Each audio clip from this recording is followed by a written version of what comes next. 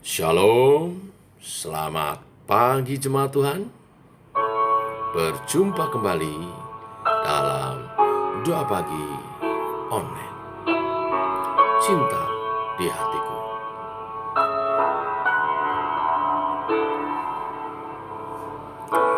Siapakah yang dapat pisahkanku dari kasih-Mu?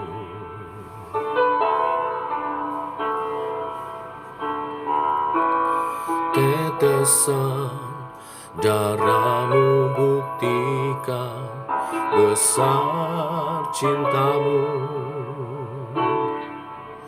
Sedalamnya lembah di hidupku, Engkau datang mengangkat hidupku.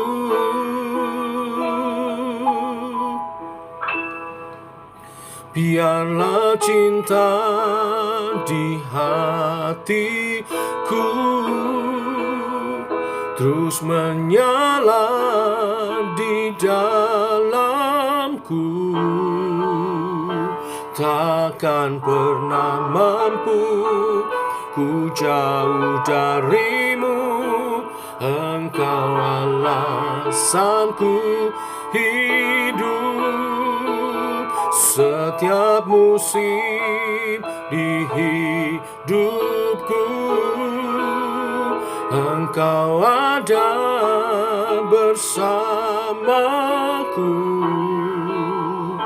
memberi kekuatan, memberi pengharapan.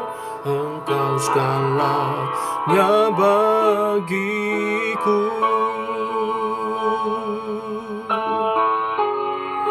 Kau segalanya bagiku.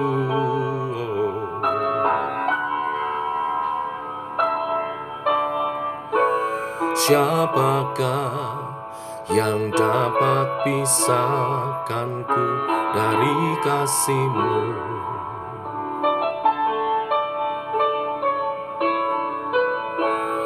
Tetesan darah-Mu buktikan besar cinta-Mu. Sedalamnya lembah di hidupku, Engkau datang mengangkat hidupku. Biarlah cinta di hatiku terus menyala di dalamku. Takkan pernah mampu ku jauh dari-Mu, Engkau alasanku hidup.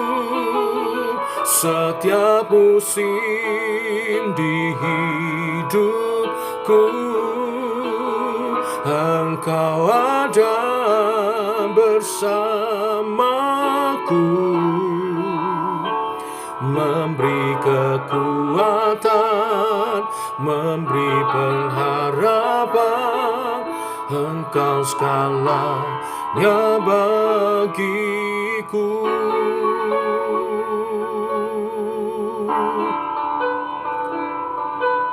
Oh, oh,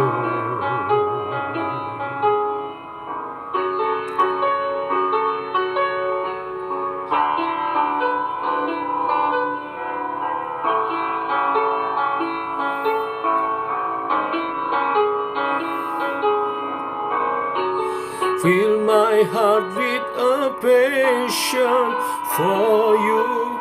I surrender it all, I surrender it all.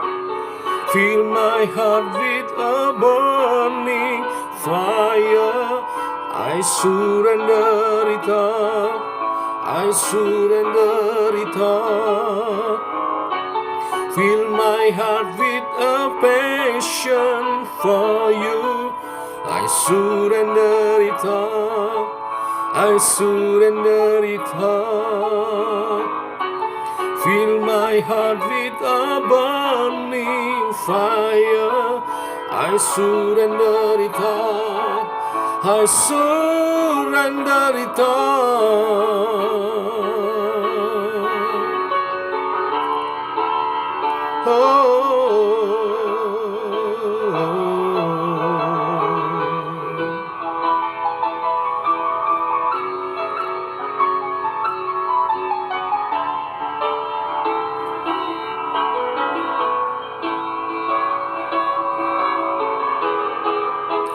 Biarlah cinta di hatiku terus menyala di dalam-Mu,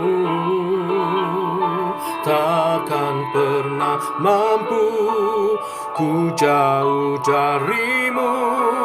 Engkau alasanku hidup setiap musim di hidupku. Engkau ada bersamaku, memberi kekuatan, memberi pengharapan. Engkau segalanya bagiku.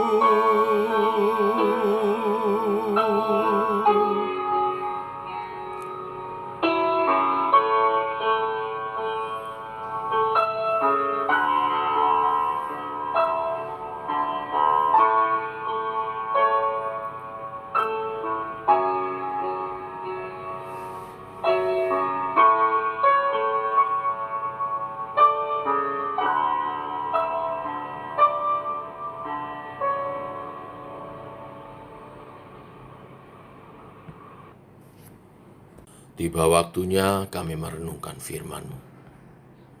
Firman Tuhan yang berkuasa, yang merubah laku hidup kami untuk hidup dalam pertobatan. Allah Roh Kudus menolong kami memahami kebenaran-kebenaran ini. Dalam nama Tuhan Yesus Kristus. Amin. Bapak Ibu, kita lanjutkan renungan firman Tuhan pada pagi hari ini. Bagian terakhir dari kisah Simson, pertobatan dan kematiannya. Hakim-Hakim 16 ayat 23-31. Demikian firman Tuhan. Sesudah itu berkumpullah raja-raja kota orang Filistin untuk mengadakan perayaan korban sembelihan yang besar kepada Dagon, Allah mereka. Dan untuk bersukaria, kata mereka, telah diserahkan oleh Allah kita ke dalam tangan kita, Simson, musuh kita.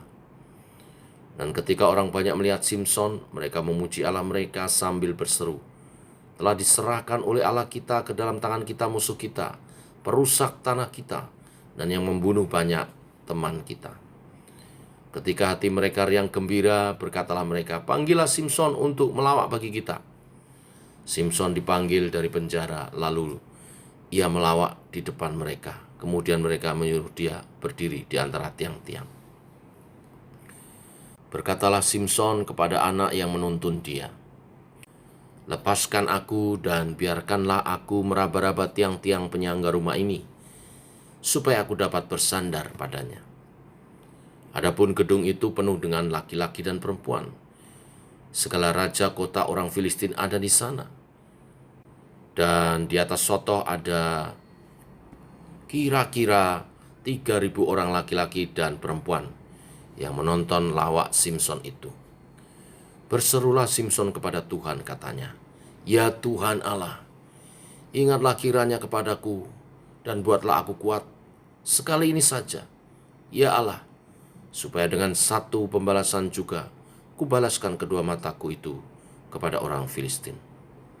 Kemudian Simson merangkul kedua tiang yang paling tengah, penyangga rumah itu, lalu bertopang kepada tiang yang satu dengan tangan kanannya, dan kepada tiang yang lain dengan tangan kirinya. Berkatalah Simson, biarlah kiranya aku mati bersama-sama orang Filistin ini. Lalu membungkuklah ia sekuat-kuatnya, maka rubuhlah rumah itu, menimpa raja-raja kota itu. dan seluruh orang banyak yang ada di dalamnya. Yang mati dibunuhnya pada waktu matinya itu lebih banyak daripada yang dibunuhnya pada waktu hidupnya. Sesudah itu datanglah ke sana saudara-saudaranya dan seluruh keluarganya. Mereka mengangkat dia dan membawanya dari sana, lalu menguburkannya di antara Sora dan Esitaol di dalam kubur Manoah ayahnya. Dia memerintah sebagai hakim atas orang Israel 20 tahun lamanya. Amin. Kita sampai pada akhir hidup Simson, di mana sebelumnya Simson telah dilumpuhkan saat ia membuka rahasia kenasirannya. Kedua matanya dicungkil dan dia dipekerjakan sebagai budak giling. Pada perayaan korban sembelihan, orang-orang Filistin pun berkumpul di kuil Dagon, sekaligus untuk merayakan kemenangan mereka atas Simson. Mereka berpesta dan bersukaria sebagai ungkapan syukur kepada dewa mereka yang telah menyerahkan Simson kepada mereka. Mereka berpikir bahwa Allah Simson, Allah orang Israel, telah dikalahkan oleh Allah orang Filistin, yaitu Dagon. Pada kesempatan itu, kekuatan Simson seiring dengan rambutnya yang mulai tumbuh, mulai pulih. Dan Simson menyadari dosa-dosanya. Dia mengambil keputusan untuk bertobat. Pertobatannya ini dinyatakan dengan dia memperbaharui nasarnya. Jika pantangan seorang nasir dilanggar, ia dapat memohon ampun dan dapat memperbaharui nasarnya itu. Dan ketika pantangannya kembali diikuti, ia pun kembali menjadi seorang nasir. Lalu dengan cepat Simson membaca situasi, yaitu di mana dan siapa saja orang di sekitarnya, serta struktur bangunan tempat ia berdiri. Mungkin sebelum dia buta, dia pernah melihat tempat itu. Ia meminta agar dilepaskan oleh anak yang bertugas menuntunnya. Alasannya agar ia bisa bersandar ke tiang-tiang. Lalu ia berseru kepada Allah, "Ya Tuhan Allah, ingatlah kiranya kepadaku, dan buatlah aku kuat sekali ini saja." Dia memohon kepada Tuhan untuk diberi kekuatan kembali, untuk dapat berperang melawan musuh Allah sebagai syahid. Dan benar, Tuhan mengabulkan doanya. Lalu ia meruntuhkan kedua tiang penyangga bangunan itu dan membunuh 3.000 orang Filistin, para raja, dan Simson menjadi syahid. Peristiwa ini membantu kemenangan Israel dalam pertemuan di Ebenezer berikutnya. Nah, Bapak Ibu Saudara sekalian, Simson telah menggenapi misinya di akhir hidupnya. Kematiannya sebagai syahid adalah pertobatan demi menyelamatkan bangsanya. Dan namanya tercatat sebagai salah satu pahlawan iman Israel di Ibrani 11 ayat 32. Bapak Ibu, kita belajar dari kisah Simson ini. Kita pasti pernah terpuruk dalam dosa dan merasa hidup tak berguna. Kita merasakan akibat-akibat dari dosa itu, seolah-olah tidak ada lagi yang baik yang mampu kita berikan, kita kerjakan bagi Tuhan. Dalam hal ini sebaiknya kita segera bertobat dan mengakui dosa-dosa itu. Sebab pertobatan akan memberi kekuatan baru sehingga kita dapat menemukan kembali panggilan kita, tujuan hidup kita, arah dan langkah hidup kita. Kekuatan inilah yang akan memampukan kita menyelesaikan tugas panggilan misi Allah bagi setiap kita. Dengan berserah penuh kepada kuasa Tuhan, kita dapat memohon kekuatannya untuk menjalani hidup seturut kehendaknya. Inilah kuasa pertobatan. Amin. Mari kita berdoa. Bapa dalam surga, dalam nama Tuhan Yesus, kami mengucap syukur. Oleh kasih dan anugerah-Mu, pagi hari ini, kembali kami bangun dalam keadaan sehat. Dan Engkau memberkati kami dengan firman-Mu. Firman-Mu adalah suluh dan terang bagi jalan kami. Hari ini, Engkau mengingatkan kepada setiap kami, untuk memanfaatkan setiap kesempatan selama Tuhan memberi nafas hidup. Selalu ada kesempatan untuk memperbaiki diri dalam pertobatan. Mungkin di masa-masa yang lalu kami ada salah, tetapi langkah ke depan, mulai hari ini dan seterusnya, kami mau hidupi pertobatan kami. Karena ada kuasa yang luar biasa atas pertobatan. Engkau mendengar doa-doa kami kembali, dan memberi kekuatan untuk kami berjalan kembali dalam panggilan Tuhan. Biarlah kami menghargai setiap kesempatan yang Tuhan beri. Bimbinglah umat Tuhan hidup dalam pertobatannya.